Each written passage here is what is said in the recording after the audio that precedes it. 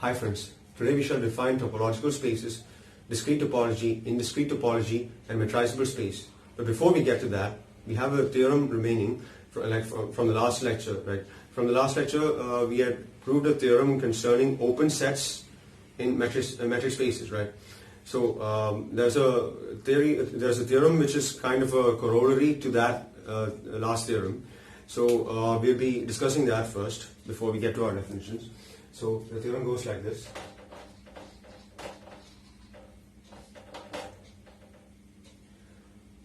Let X be a metric space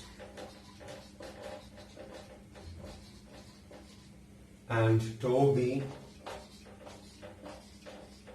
a collection or family of all open sets in X, then tau has the following properties.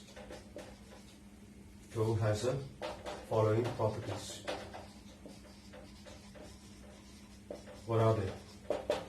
It goes like this. The empty set phi and X are elements of tau. Second, tau is closed under arbitrary union.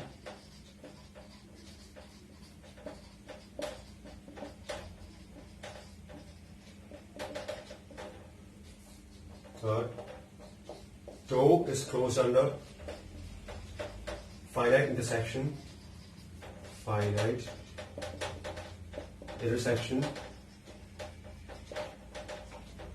And finally, for any two distinct points,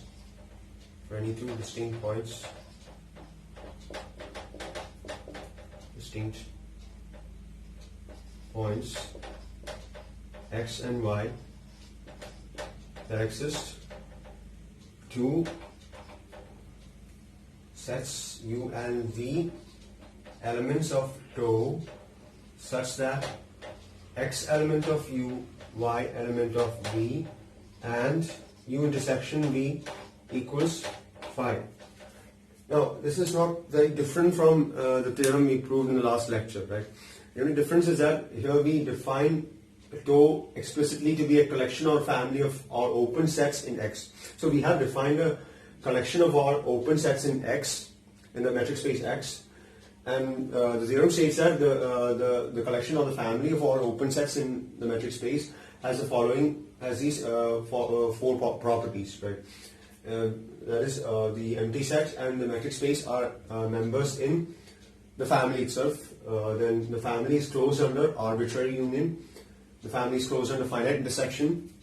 And for any two distinct points X and Y, there exist two sets which are members of the family tau, such that such that each of them is a member of either, and the intersection of those two sets will be empty, right?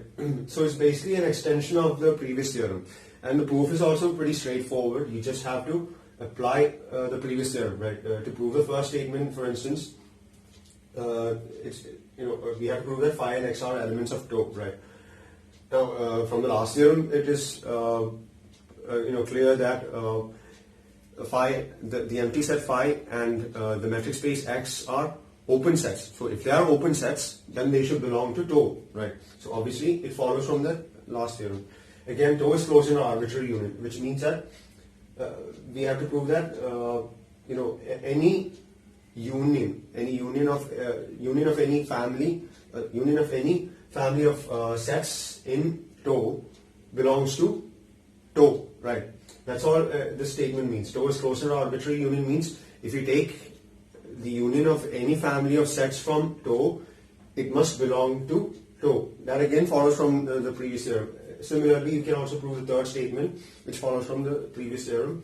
Again, the fourth statement, just like the fourth statement of the previous theorem. So all you need to do is just apply that previous theorem. So we'll pass on to the definition for topological space, right?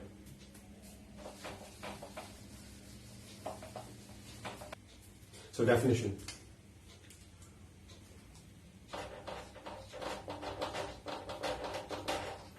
topological space, right?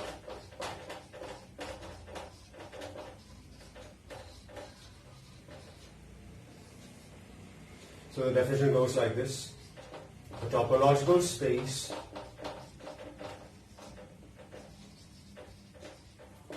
is a pair X tau where X is a set and tau is a family of subsets of X satisfying the following properties. First one, the empty set phi and the set X both are members in tau. Secondly, tau is closed under arbitrary union.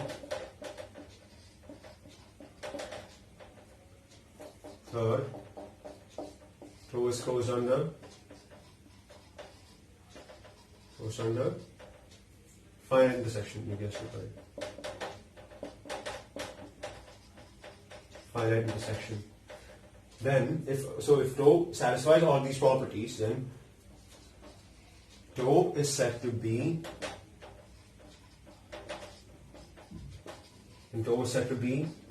a topology on the set X.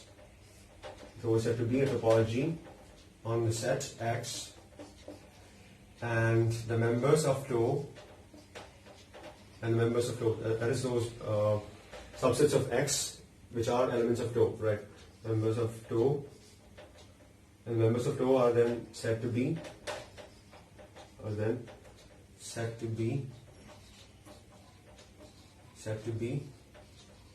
open in X, or are said to be open subsets of X.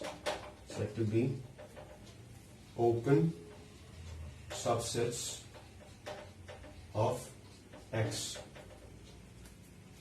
So if you are asked to prove some family tau to be a topology on X, you're supposed to prove that tau satisfies these three properties. If tau satisfies these three properties, then tau is said to be a topology on the set X, and then the members of tau, those subsets of X which are elements of tau, are then said to be open in X, or are said to be open subsets of X. Okay. So let's now look into some examples of topological space or topologies, right?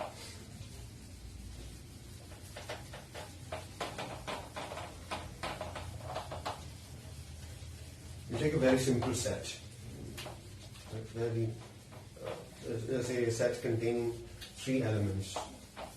Suppose we have a set X equals set A, B, C. If we have a set like this, then we could define a few families, like say tau1 equals comprising of X, phi, then singleton set A, just a singleton set comprising of the element A. And we could also construct similar topologies like this, like these. See,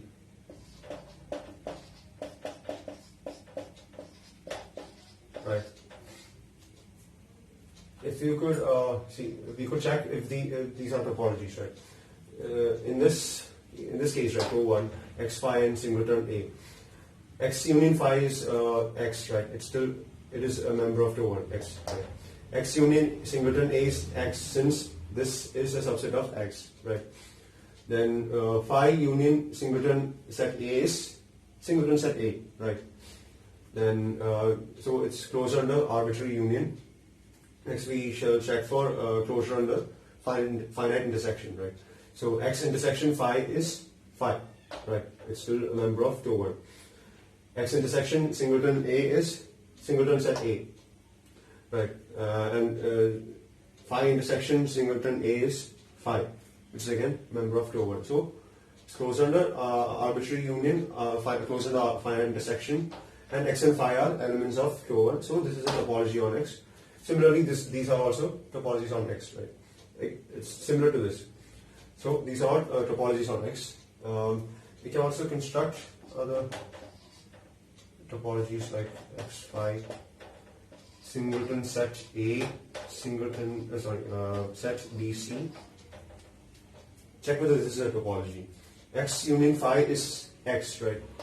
Again, a member of T04.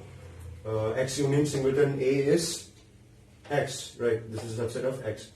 Again, X union set BC is X, since this is a subset of X, right? Similarly, phi union singleton set A is singleton set A. Phi union set BC is set BC. Again, these are all members, right?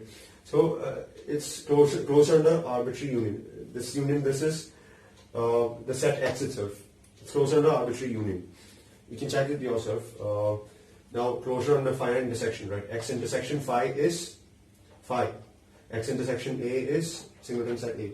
X intersection BC is BC.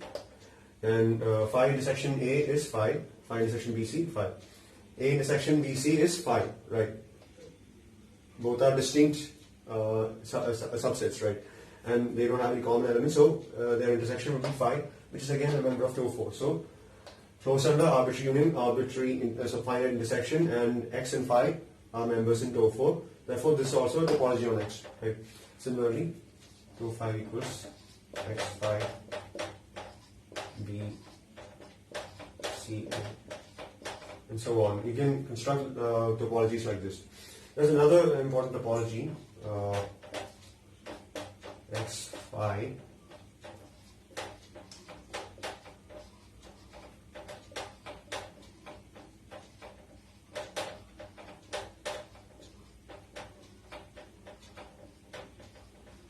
What about this one?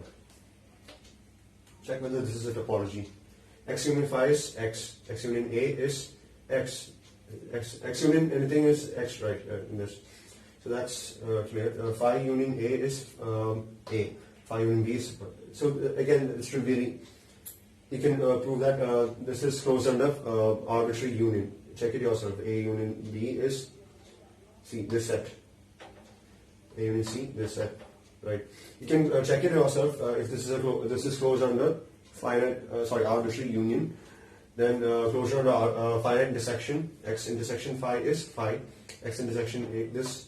X intersection B this. X intersection C this. X intersection AB again this. You can check this yourself. This will be a topology on X, and this particular topology is called what? A discrete topology. This is called a discrete topology. Why? This is actually the power set, right? The power set of X. What is the power set of X? The power set of X is simply the collection of all subsets of X, right? Look at this. X is equal to set A, B, C. So what you have here is all possible subsets of X, right? A, B, C, A, B, B, C, C, A, and X and phi. These are all the possible subsets of X. So the topology T06 is equal to the power set of X, and this particular topology is called a discrete topology. And there's another topology which consists of simply X and phi. This is also again a topology, right? X union phi is X, X intersection phi is phi, right? And both are X and phi are members of the topology, right? So this topology, it's called an indiscrete topology. This is an indiscrete topology, and this one's called a discrete topology. Discrete topology on X. Discrete topology on X, and the main characteristic of the discrete topology on X is that all the subsets of X will be open subsets of X, right? So I hope that's clear. So we have the following two definitions. Let me get to that.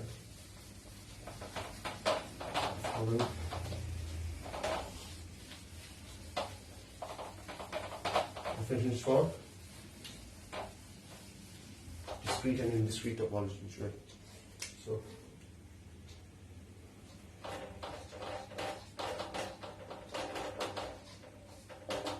indiscrete topology, how do you define an indiscrete topology?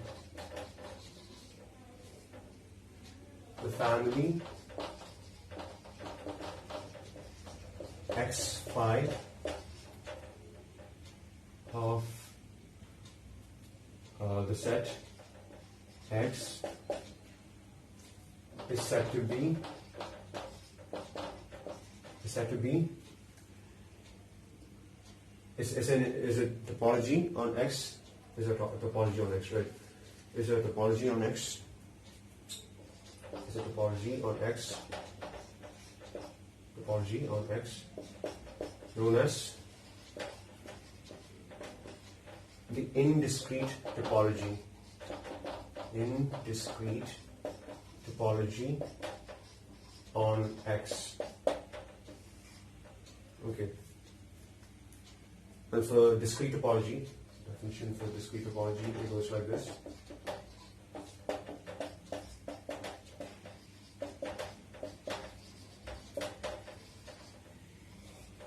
Let X be a non-empty set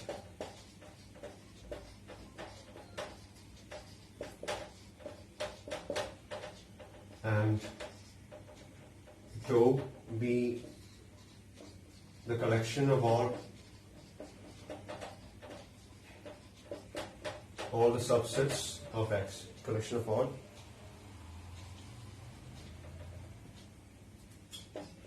the subsets of X, that is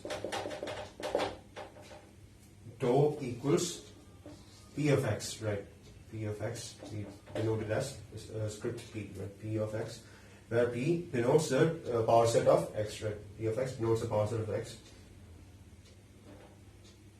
Then tau is said to be the discrete topology,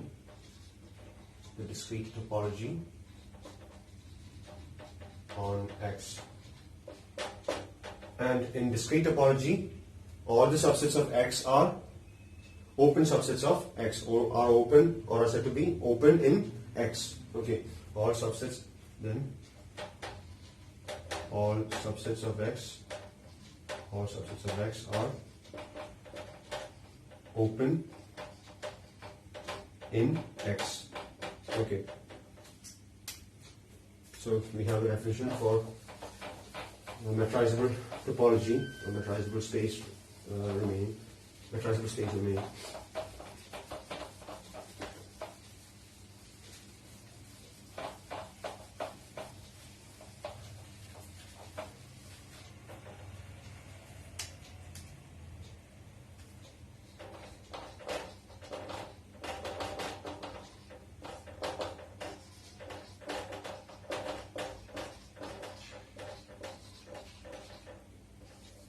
A topological space. A topological space is said to be metrizable.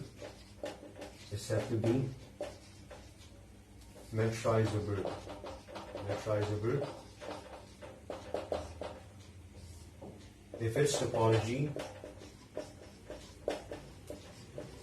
can be obtained from a suitable metric, function, right? From a suitable metric